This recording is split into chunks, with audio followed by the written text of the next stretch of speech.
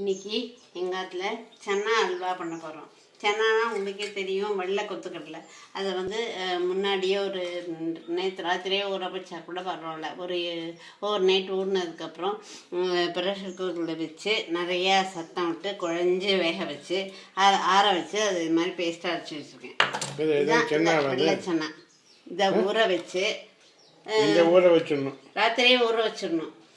அப்புறம் ஊற வச்சு அடுத்த நாள் காலத்தால் ப்ரெஷர் குக்கரில் வச்சு நல்ல ஒரு 5-6 சத்தம் விடலாம். நல்லா வேகணும். அந்த ஊரில் சென்னா கிடைக்கும், எல்லா ஊர்லேயும் கிடைக்கும். ஈஸி, இதே போல் பண்ணிக்குவாங்க, அவ்வளோதான். வாழ்க்கெல்லாம் அந்த குக்டே கிடைக்கிறது. இங்கே இது மாதிரி இருக்கும், ஊற வச்சுக்கணும். இல்லாட்டா அந்த டிண்டில் கிடைக்கும், அதை நீங்கள் யூஸ் பண்ணிக்கலாம். அதை நல்லா மையா இது மாதிரி அரைச்சி மையா வச்சுக்கோங்க, அவ்வளோதான். நல்லா நைஸாக அரைக்கணும். ரொம்ப தண்ணியெல்லாம் விட வேண்டாம். அது பற்றிலாம் கெட்டியாக இருந்தால் தானே ரொம்ப நாழி ஆகும். இல்லாட்டா அல்வா கலர்றதுக்கு தண்ணியாக இருந்தால். அப்புறம் அதுக்கு வந்து 1 கப்பு இதை எடுத்துனோன்னா அந்த அரைச்ச இதுன்னா 1.5 கப்பு சர்க்கரை எடுத்துக்கணும். அப்புறம் ஒரு 2 ஸ்பூனு தேங்காவை துளியோன்னு நெய்யில் வறுத்து வச்சுருக்கேன். டெசிகேட்டட் கோகோனட் இருந்தால் போடலாம், அது அப்படியே கூட போடலாம், நெய் வேண்டான்னா. அப்புறம் முந்திரி பருப்பு, அப்புறம் இது ஏலக்காய், அப்புறம் நெய். இவ்வளோதான் இதுக்கு வேணுங்கிறது. இந்த சன்னா அரைச்சது, ஊற வச்சு வேக வச்சு அரைச்சது, வேக வச்சது பச்சை இல்லை. அப்புறம் நெய், எண்ணெய் எது வேணால் விட்டுக்குங்கோ. நெய் கொஞ்சம் எண்ணெயுமா கலந்து விட்டுக்குங்கோ. வெல்லம் போட்டும் பண்ணலாம். நான் வந்து சர்க்கரை போட்டு பண்ணியிருக்கேன் இன்றைக்கி. அப்புறம் தேங்காவை வறுத்து வச்சுருக்கேன். இல்லை டெசிகேட்டட் கோகோனட்டும் போட்டுக்கலாம். முந்திரி கொஞ்சம் எடுத்து வச்சுருக்கேன். முந்திரி வறுத்துருக்கேன். ஓகே, முந்திரி வறுத்தது. முந்திரி அநேகமாக எப்போவுமே வறுத்தான் போடும். ஓகே. அப்புறம் ஏலக்காய். இவ்வளோதான் இதுக்கு வேணுங்கிறது. நெய், எண்ணெய். இப்போ இது பண்ணலாமா? ஈஸியாக பண்ணலாம், சென்னா அல்வாலாம் ஈஸி. இப்போது கொஞ்சோண்டு நெய்யோ எண்ணெயோ விட்டுக்குங்க, 1 ஸ்பூன். அப்புறம் இந்த அரைச்சி வச்சுருக்கோம் இல்லையா சன்னா, அதை அதில் போடுங்க. முதல்ல சென்னாவை போடுங்க, அவ்வளோதான். அது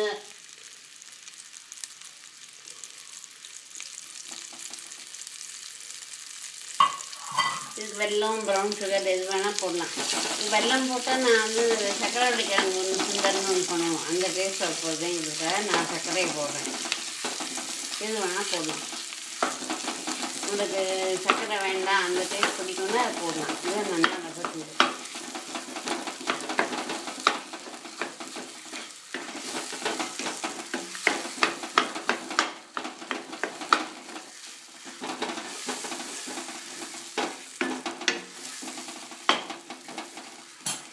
அப்புறம் சர்க்கரை இது 1.5 கப்பு, அது 1, இது 1 இல்லையா?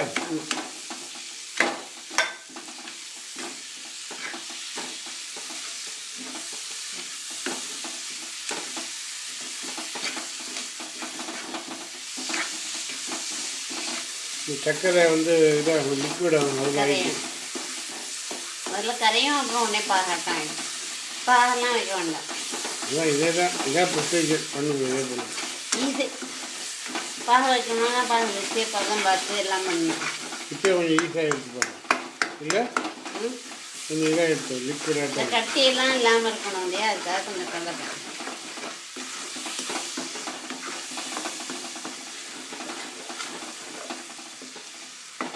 என்னதான் பார்த்தாலும் அது கட்டிலாம் இருக்கு இல்லையா.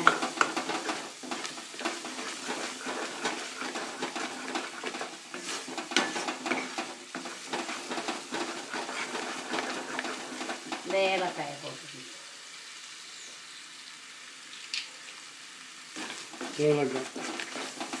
கல்லாட்டு பண்ணாலும் கல்லாட்டு போடலாம்.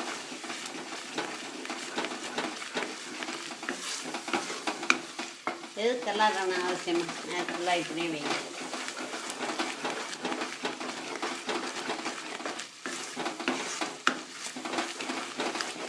கெட்டி ஆயிட்டு வர்றது தெரியுது. ஓஹோ, அப்படி கிண்டிகிட்டே இருக்கணும். விட்டா அடி பிடிக்கும், அதான்.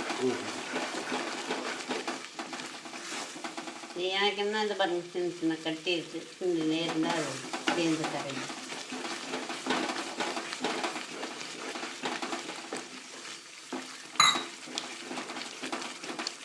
என்ன விட்டது? நெய்.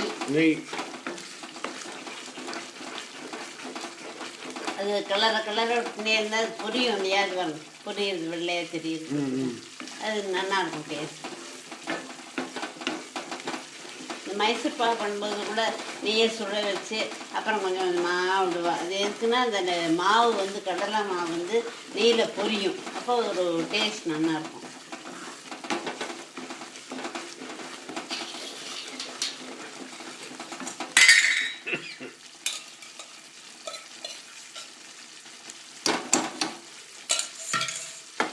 இதான் உண்மையான நெய், வீட்டு நெய்.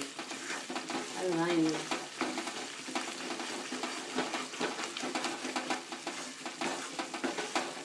தட்டு தயார் பண்ண மாதிரி. ஒரு தட்டில் வந்து நெய் விட்டுட்டு வேணும்.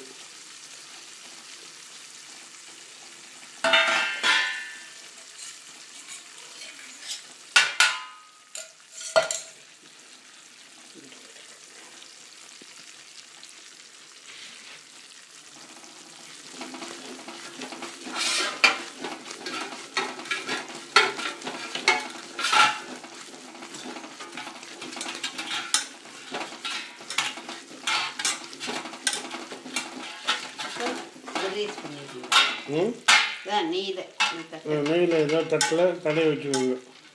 கொஞ்சம் நிறையா விட்டேன், இவ்வளோ வேணுங்கிறது இல்லை. இப்போ இதை தான் அல்வா பதம் அது ஒட்டாமல் வரும், அதுவே தெரியும். ஒட்டாமல் வருது இப்படியே தெரியுதா? இப்போ இந்த முந்திரி தேங்காவை போட்டுருங்க. பருத்து வச்ச முந்திரியும் தேங்காயும் போட்டு நல்லா கிண்டுங்கணும்.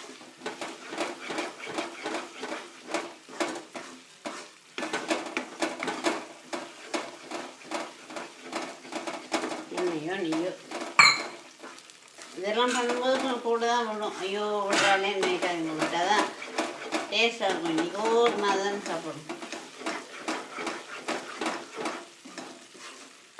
தெரியுறதா பரபரன்னு? ஒட்டாமல் வருது.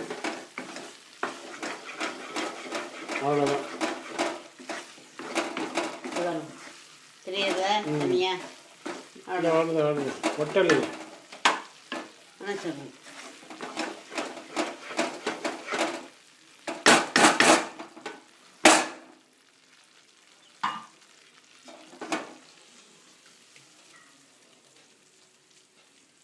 அவ்வளோதான்.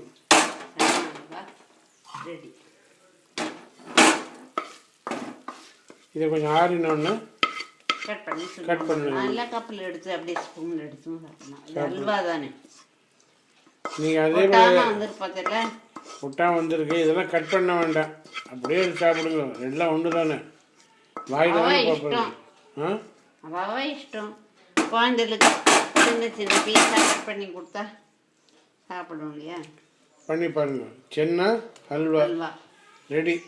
ஈஸி. 5 மினிட்ஸ் நடந்துடுச்சு. முதல்ல ஊற வைக்கணும், அதுதான் வேறு. அவ்வளோதான். அப்புறம் ஒன்றும் இல்லை. இதான் சன்னா அல்வா.